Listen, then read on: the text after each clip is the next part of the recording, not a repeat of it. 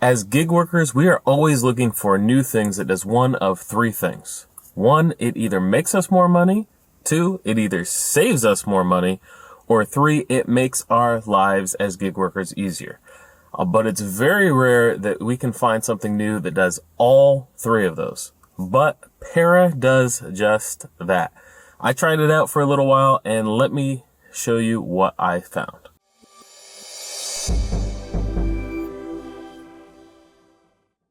Hi, I'm Tyler from the RideShare Guy. On today's episode, we're going to be talking about the Para app, some of the things I like about it, some of the things I don't like about it, and how you as a rideshare driver can use it to make more money, or at the very minimum, to make your life a little bit easier. So first, let's talk about Para, what it is, and exactly how that helps. So Para is an app that allows gig workers to make informed decisions about the requests that are coming in. So you set Para up, you link it to the different gig apps that you use. So Uber, Lyft, Uber Eats, Grubhub, and you're able to see more information about the request that's coming in than you would in the typical app itself. It also breaks it down for you so that you don't have to do mental math. So it'll tell you how much money you're going to make per hour if you take this request, how much money you're going to make per mile by taking this request, and approximately how long it's going to take. So it gives you all of that information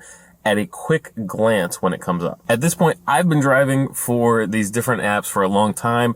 I'm really used to using multiple apps at the same time. Even still, something that can make my life a little bit easier is definitely appreciated. So the Para app does that. You can plug in all these different apps and tell it how much you want to make per hour, per mile, and it will automatically decline anything that doesn't meet those criteria. So that's what the Para app is. Let me tell you a little bit about my experience on it. So what are the things that I liked, and even what are the things I loved about the Para app? So some of the things I liked about it was how easy it was to connect everything. I use a password manager, so I'm able to plug all my passwords into something, and then they easily go into any new app or new thing that I'm doing. So when it came to Para, I simply used that password manager, plugged in all my passwords, and I was linked within minutes. I mean, I was able to get Grubhub, Uber, Lyft, and even Doordash linked within a matter of minutes, and able to start using the app right away. So it was a really awesome thing that I was able to use, and absolutely easy and seamless to get started with. Next, setting the auto declines. So I am obsessed with auto declines. So one of the apps that I've been using a lot lately is Deliver That. We have a video on that on the channel as well.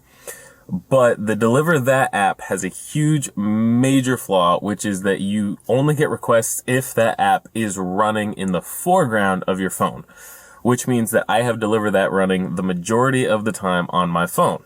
That being said, the auto declines are amazing for that.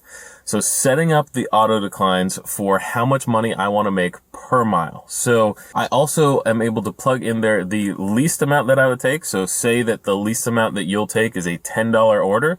You put, I will not take anything less than $10, and it has to meet my dollar per mile average. So if it's $1 per mile, $2 per mile, $3 per mile, whatever you do, you can plug that in and it's going to auto decline every single thing that doesn't come up that meets those qualifications. So plugging those auto declines in is a great way to make it so that you're not running that in the foreground. So if you don't have a catering order like me, it's great if you're just driving down the road and a new request comes in, because you're not trying to fumble around and figure out what you're doing as you're driving and all of that. It really makes it a lot easier.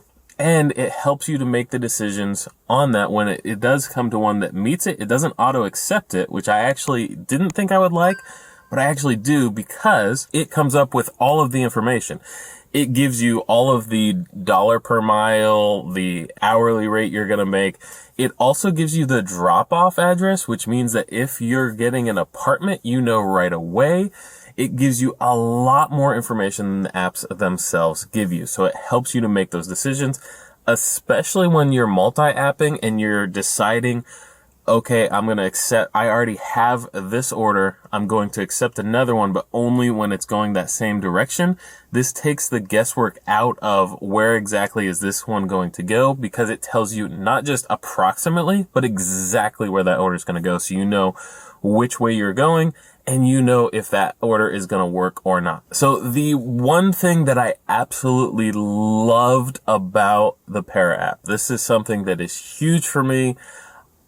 This is just, it's amazing, is to set up things to automatically decline that has nothing to do with monetary value. So for instance, you can pick a restaurant that you don't want to pick up from regardless of the money. In my area, and I think for most people, it's Popeyes. Okay, it's Popeyes. And in my area, I have gotten requests that were $25, and I sat there and it took them over an hour to get it. Now, $25 an hour makes me happy, but not if I'm sitting there knowing that I could have probably made more elsewhere. So I don't take Popeyes orders regardless of how much money it is, because it's always so frustrating and they take so long.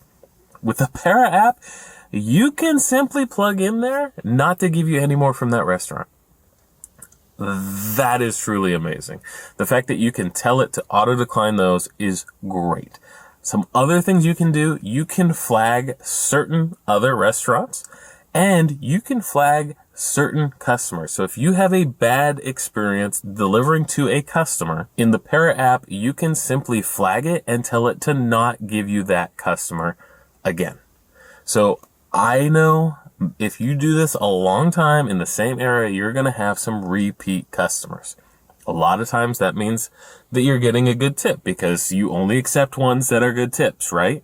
So that means you're getting a good tip from this customer. That being the case, if one is really difficult, even though they're a good tip, or it's in an area you don't like going, but you didn't know that till you got there, you can then flag it in the Para app and make it so you never have to go there again.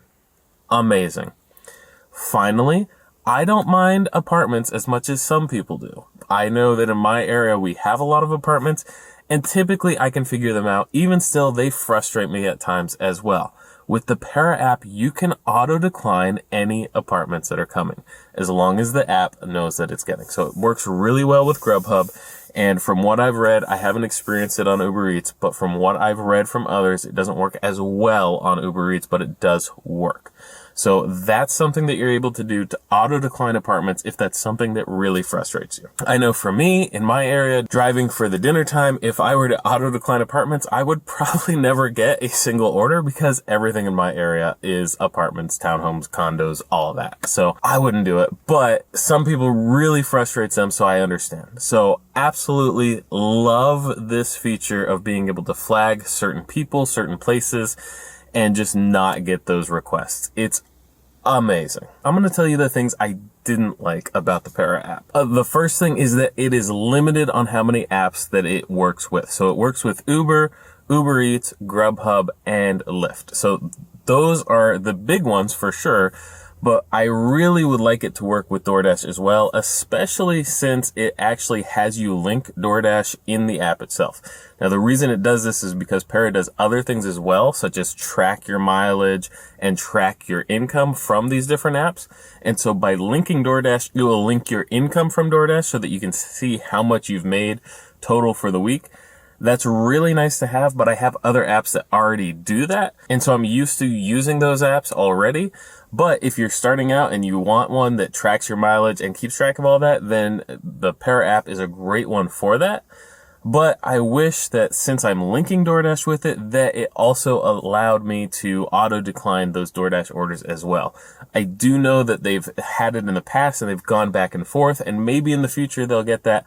But right now, as I tried it this last few weeks, it wasn't on there, and it was something that I really wish that I had had. Another thing that I didn't like about the Para app is that when you click the drive button in the Para app, I would expect that one button to turn the other apps on. So I would expect that if I have it set up to do Grubhub and Uber Eats, that when I hit that button, that Grubhub and Uber Eats would automatically start through the Para app.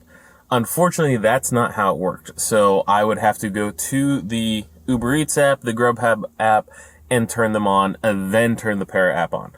It's a really minor thing.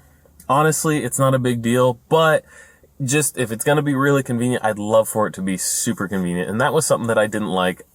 It's really small, but something I didn't like. And then finally, though the auto decline feature is amazing, what I didn't like about it is that sometimes there were some issues with the app and auto declining, especially when I got one order in. So for instance, I would get an order from Uber in and I would accept that order because it met my qualifications.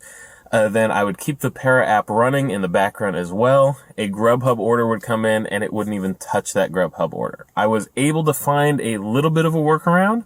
So what I would do when I get a request that I accepted, I would then turn the Para app off and then turn it right back on, and then the next request would auto decline as it normally would. So a little troublesome there, but for the most part, I really like the auto decline. So should you as a gig worker try Para app? I absolutely think you should, because number one, it's free to try. So try it out for a week. If you don't like it, you don't have to continue to use it, but try it out because you might just love it. I'm going to continue to use it while I'm out driving, even though I'm done with my little test trial of seeing if I like it or not, simply because it made my life easier. It might make your life easier and help you to make more money. So let us know. Have you used the Para app in the past? What did you think of it? Did it help you? What were some of the things you liked, you didn't like? What are some of the things you think they could improve on? Let us know.